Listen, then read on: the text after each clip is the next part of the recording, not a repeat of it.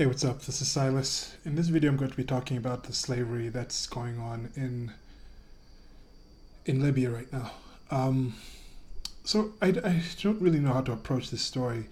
I'd seen it in different kind of news sources for a while, and just today I was having a couple of conversations on it, and I also watched this live report of someone on CNN who had reported it. I think it was a team of three reporters. I'm going to leave a link below to that because I think this is a really good job on CNN's part.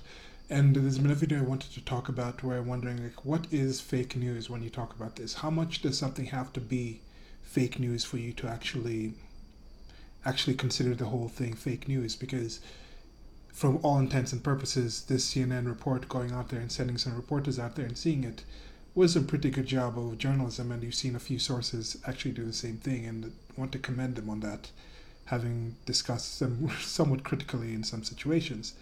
But I'd first seen this story on other sources of media, videos coming out, and this is one thing I've said, like, I think the world is changing, where these videos first came out not by reporters going out there and finding this out, but by people who were at those locations leaking this information out to different people. And that's going to change the world in a lot of ways. But one thing it will change is things like slavery, which has gone on for since we've had since humans have been able to hold other humans under their power. Slavery has existed in many different forms. Now, I had one video talking about why white slavery is always going to be the worst kind of slavery, because it was the first slavery that was truly written down in the way that it was. It's been glamorized, not glamorized, but at least it's been visualized in media, in books, in films, and that has been what most people in their minds think of when they see slavery. Now, one of the images that's really sticking me with this is there's this one image that had three African males, sub-Saharan African males, tied up by their feet onto this wall, and they were just lying there, kind of propping themselves up with their arms. And I've seen kind of, when you go to the market, sometimes they hold chickens that way.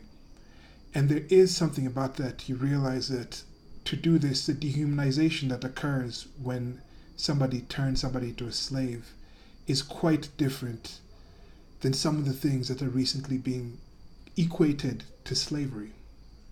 When you see these visuals, and then I recall people talking about how the situation in professional football leagues in the United States of America is similar to slavery, truly disgusts me.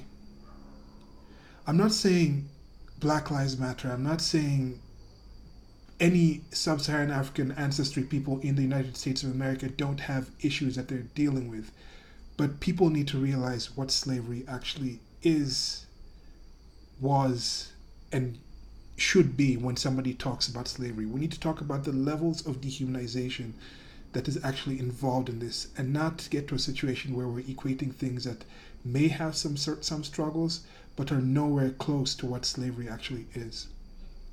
Now, with some of the conversations I've had over this topic, I don't necessarily know exactly how much one is supposed to do something about this. Who is supposed to do something about this? What is the situation here?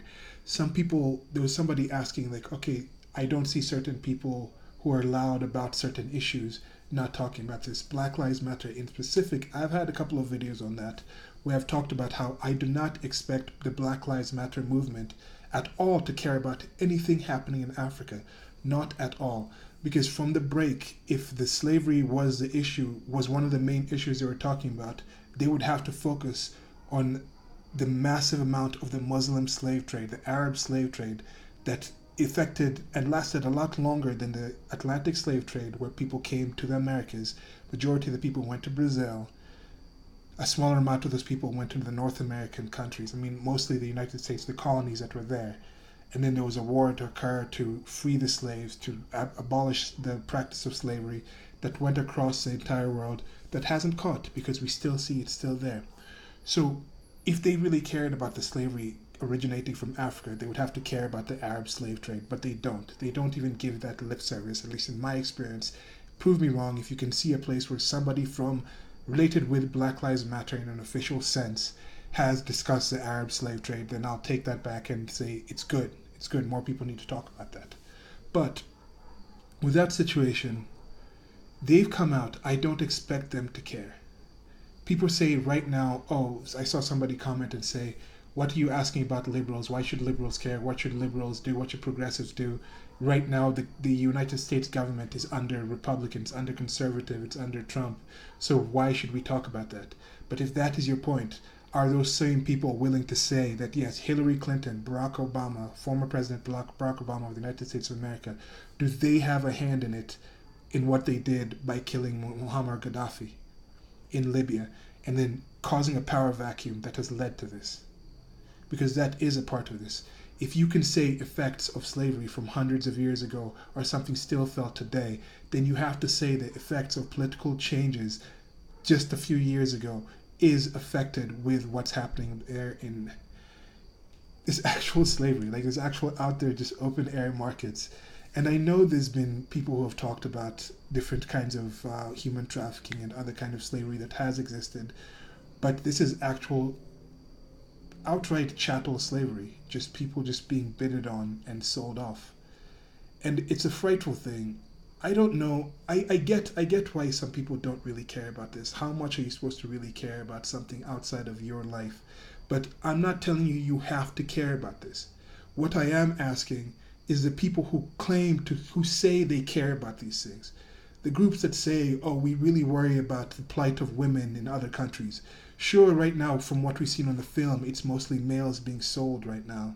But I'm sure the women and children that are also going across these things. I know majority of the people going on these migrations, trying to get into Europe, most of them are males. They normally try to get over there, and then once they're in Europe, they call back, and then with some of the laws and the things involved in Europe, some of the dispensations allowed for them, they can bring over their families after they've achieved refugee status. Even if they haven't achieved refugee status, they think, once I'm there, I'll be able to send the money for somebody to actually buy a ticket and fly over there and do these kind of things. So I do understand chances are a majority of the people over there are going to be males. When you see these boats capsizing coming over to the coast in, I think, Lampedusa or places in Italy, or coming to Greece, you see majority of it is males. So this is a situation where most of them we've seen as males, but I guarantee you there are some females, there are some children there that we haven't seen yet on film, because they're talking about this as a thing of thousands and thousands, and all we're seeing is a few things of film of these people coming out.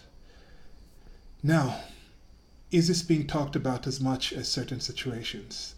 I don't know. I haven't really gone in and checked and seen how much to do the figures of seeing, okay, are people talking about this as much? But can more be done in the means of actually talking about and actually actions? I don't know. What's supposed to be done about it? What exactly can other forces from outside do about this? I think something definitely will be done. As I've said before, with modern technology, I don't think certain things can happen. I don't think something like the Holocaust can happen. I don't ever think that chattel slavery can come back in an international sense because of things like this, because somebody will record this and leak the video out, and there will be an international outcry. And that's a part of globalization. That's a part of the international community that I think is positive and is a natural aspect of humanity. We began living in secluded tribes, secluded families, and we formed the tribes, and we formed the clans, and we formed the villages, then we formed the towns, and we formed principalities and little townships, then we formed cities, then we formed states, and we formed actual nations, and we formed continents, and this is how we've moved. We're going to get to the point where we all realize we all are just a human species. You know, what race are you? Check one, it's human race. We are that race above everything else. And one thing I'm hoping this isn't a thing is that people are frozen because they don't necessarily know what to talk about in this situation. It doesn't follow the narrative that some people have been going with. Where in this situation we see most of the people who are trading in slaves turn out to be Arabic Muslim people in Libya. Now, somebody posted this. Somebody also posted a video about how some film coming from Israel, how some of the black people, sub-Saharan African people that made it to Israel are being treated in negative ways. And this is one thing I've seen. Look, the three Abrahamic religions, Christianity, Judaism, and Islam, all have instructions on how to deal with slaves. So this is another example, in my opinion, of seeing how people are evil or good in spite or despite of their religion, not due to their religion. But when you tie in the aspect of having these state powers or these new form of statism as a new religion, having that kind of absolute power over a group of people in any given area, you have the control of force.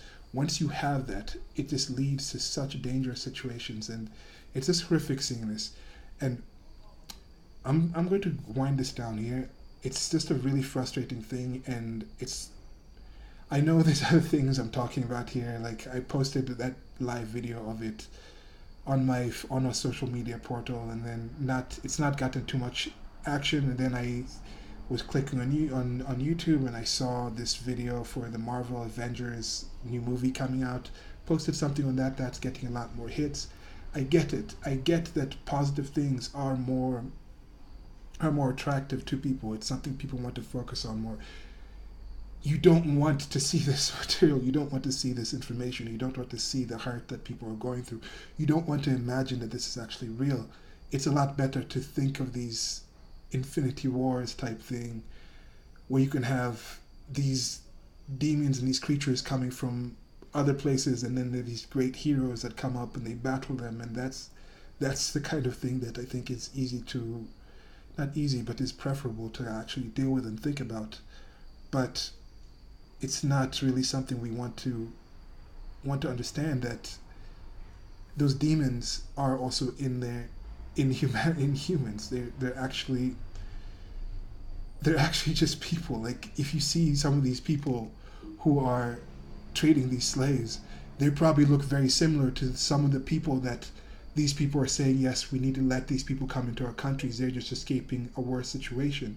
You could even have a situation where some of these slave traders, after this thing, if let's say a military force goes in there and starts, and it's the United Nations force or whatever goes in there, and they start wrecking the place and start blowing up these slaves, these